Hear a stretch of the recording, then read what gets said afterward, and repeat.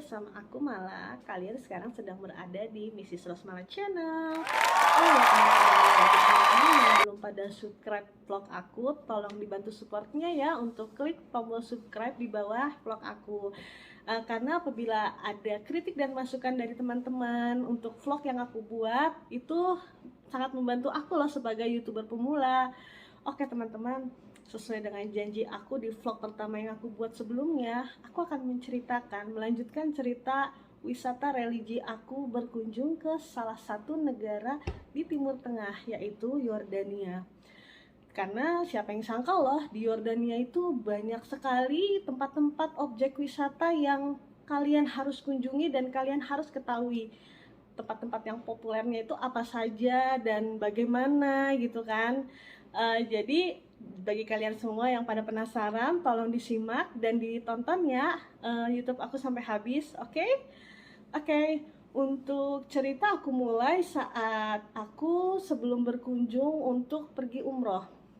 Jadi tour travel yang aku pilih saat itu ketika melaksanakan umroh, aku juga mengikuti kegiatan wisata religi di beberapa negara Timur Tengah. Dan kebetulan yang aku pilih adalah wisata ke Al-Aqsa yang kemarin sudah aku ceritakan, alhamdulillah.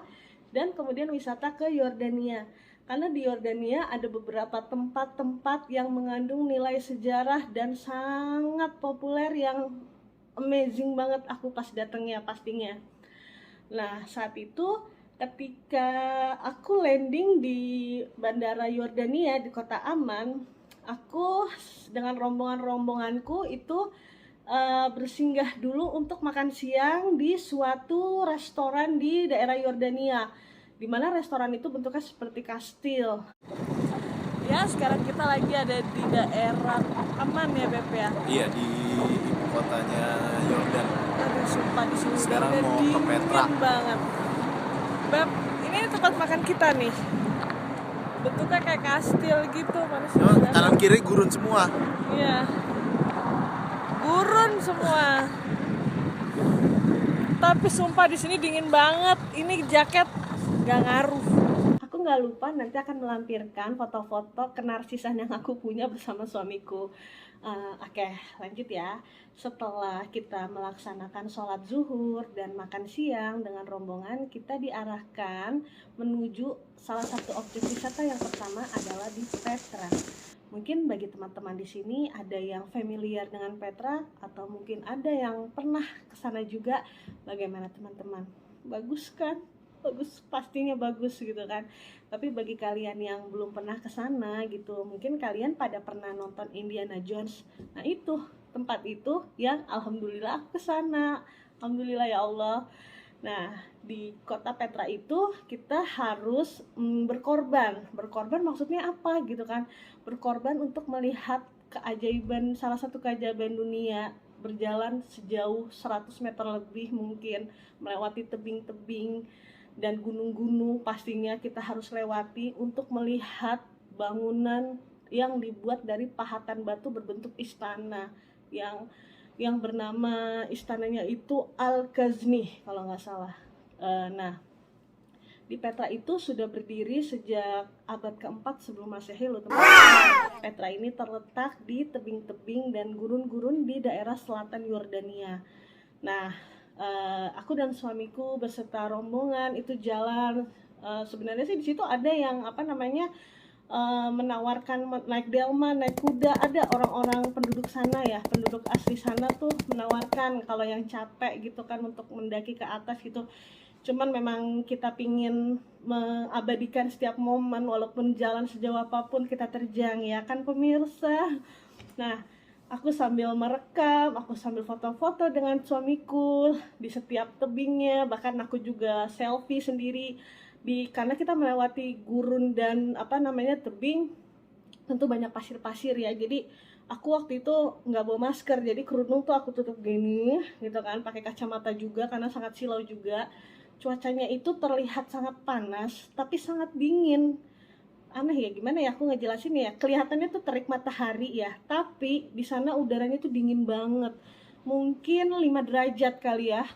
Nah, Oh iya teman-teman, ada juga selama perjalanan penduduk asli situ menawarkan kayak foto-foto gitu, anak kecil yang menawarkan foto-foto atau buku-buku gitu kan, sebesar $1 kalau nggak salah gitu kan. Kalian kalau yang ingin beli ya silahkan, tapi kalau yang tidak ingin beli keberatan ya udah, bilang aja I'm sorry gitu kan. Nah, kemudian setelah kita lalui tebing gunung, kita daki, akhirnya sampailah juga aku ke Istana Batu Al-Khazni itu. Masya Allah, itu indah banget. Dan konon katanya itu merupakan istana tempat penyimpanan harta karun pada masa kerajaan Nabati kalau nggak salah. Kalau aku masih lupa-lupa ingat, waktu itu kan penjelasan dari tour travelnya menjelaskan sambil menunjukkan bangunannya. Aku tuh jadi nggak terlalu denger, aku amazingnya ngeliat ininya, ya Allah, kok bisa manusia membuat pahatan batu berbentuk istana yang sangat indah dan megah seperti itu. Alhamdulillah sih aku sudah melihat secara langsung dan foto-fotonya akan aku share. Nah, kemudian setelah aku berkunjung ke situ, kita naik lagi. Nah, karena mungkin turunnya udah capek ya, say gitu kan. Naiknya barulah kita menyewa delman untuk rame-rame. Waktu itu aku bersama keluarga suamiku, kita naik delman untuk naiknya. Karena kan kalau turun gampang ya, kayaknya jalannya cepet aja gitu. Tapi kalau naik tuh kayaknya berat, berat banget. Apalagi lapar lagi ya kan. Jadinya kita naik delman sampai ke atas, lalu kembali ke bus. Nah, di bus kita baru diarahkan oleh rombongan tour travel kita ke hotel. Di sana hotelnya kita bermalam di Hotel Movenpick di Petra, masih di wilayah Petra. Nah, setelah itu kita bermalam di situ selama 1 hari karena besoknya kita akan ganti hotel lagi. Nah, itulah kalau misalnya kita mengikuti tour travel pasti ada waktunya, jadi nggak bisa seenak udel kita gitu loh, nggak bisa, kita harus mengikuti peraturannya. Pagi setelah sarapan jam segini, ibu dan semua rombongan udah packing ya bu ya, ketemu di lobi karena kita akan melanjutkan perjalanannya lanjut ke kota paling tua di wilayah Palestina, yaitu kota Jericho. Nah, keesokan harinya setelah segala macam ritual breakfast, kemudian packing-packing sudah selesai, semua rombongan diarahkan ke bus untuk melanjutkan perjalanan ke kota Jericho. Kota Jericho ini terkenal sebagai kota tertua di dunia. Kenapa begitu? Karena usianya ini kurang lebih sudah hampir 10.000 tahun loh, teman-teman. Di sana banyak sekali peninggalan-peninggalan bersejarah, khususnya untuk Muslim ya tentunya, karena banyak sekali peninggalan-peninggalan dan nilai-nilai sejarah yang bisa kita pelajari di sana. Dan mungkin dari tour travelnya nanti yang akan menjelaskan kota Jericho itu ada bagian-bagian kota-kotanya seperti Hebron, Bethlehem gitu kan. Di sana ada makam dari Nabi Musa, kemudian makam Nabi Ibrahim. Nah, dan setelah kita berkunjung ke kota Jericho, di situ juga terkenal banyak sekali toko-toko souvenir loh di sana yang dijual dari penduduk-penduduk asli sana, menjual berbagai macam souvenir-souvenir yang dapat kita beli untuk kenang-kenangan kita yang telah singgah ke sana gitu kan.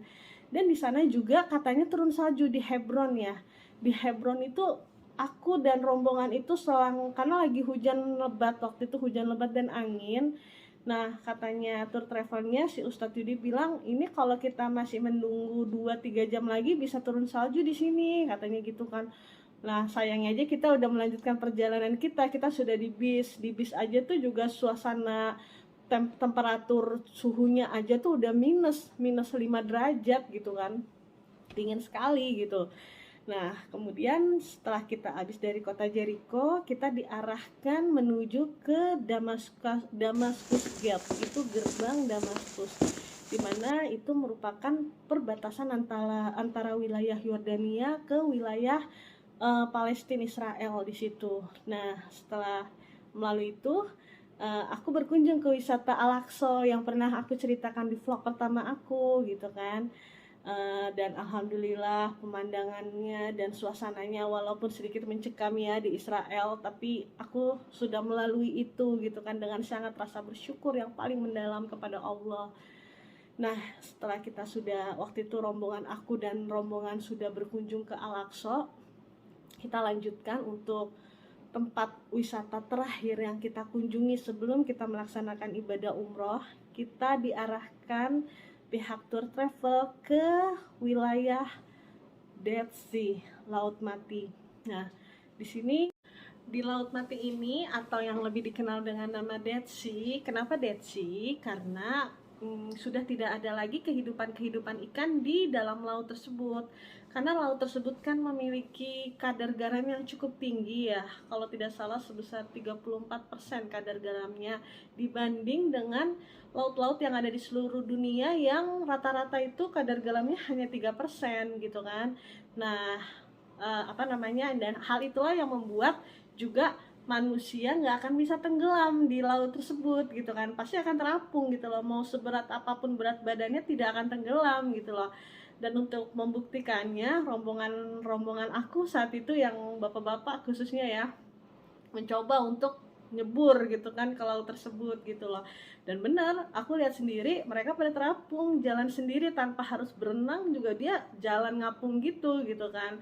Dan memang kan dulu kan memang itu Laut Mati itu kan memiliki nilai sejarah ya, nilai sejarah yang cukup kita kenal gitu kan pas zaman masa Nabi Musa. Nah, saat membelah lautan untuk menenggelamkan Firaun dan pasukan-pasukannya, dan mungkin kandungan garam itu tuh tinggi dari sisa-sisa mayat manusia yang dulu pernah tenggelam di situ gitu. Nah, for your information, untuk di Dead Sea itu sebelum kita melewati melewati Dead Sea-nya itu kita harus melewati resort Dead Sea. Jadi dia tuh ditutup dengan tempat resort gitu yang hotel-hotel untuk penginapan langsung yang view-nya langsung Dead Sea gitu kan. Nah, ada kolam renangnya juga di situ, barulah kita bisa melihat view Dead Sea dari ujung ke ujung yang alhamdulillah sudah aku datangi ke situ. Dan itu adalah cerita terakhir dari objek wisata aku di Yordania yang cukup mengesankan di hati aku dan sangat sekali amazing banget aku bisa berkunjung ke kota yang memiliki nilai sejarah Islam yang sangat tinggi di Yordania. Aku doakan teman-teman yang mendengarkan vlog aku ini diberi kesempatan juga sama Allah untuk dapat berkunjung ke Yordania. Setelah ke Yordania, aku dan rombongan barulah di situ kita membulatkan tekad kita untuk beribadah umroh, menjalankan umroh di rumah Allah, yaitu di Mekah dan di Madinah. Dimana itu juga merupakan kesempatan pertama kali aku untuk umroh bersama dengan suamiku dan keluarganya. Dan banyak sekali hal-hal yang cerita-cerita yang spiritual, cerita-cerita yang keanehan-keanehan yang aku rasain ketika aku sedang melaksanakan umroh, cerita sedih, cerita bahagia, itu jadi satu semua. Dan nanti akan aku ceritakan di vlog selanjutnya aku. Jadi dipantau terus ya untuk vlog aku. Apabila ada kekurangan dalam cerita yang aku sampaikan, mohon diisi di kolom komentar ya teman-teman, bantu support aku ya. Oke, aku akhiri vlog aku kali ini. Assalamualaikum teman-teman, sehat selalu.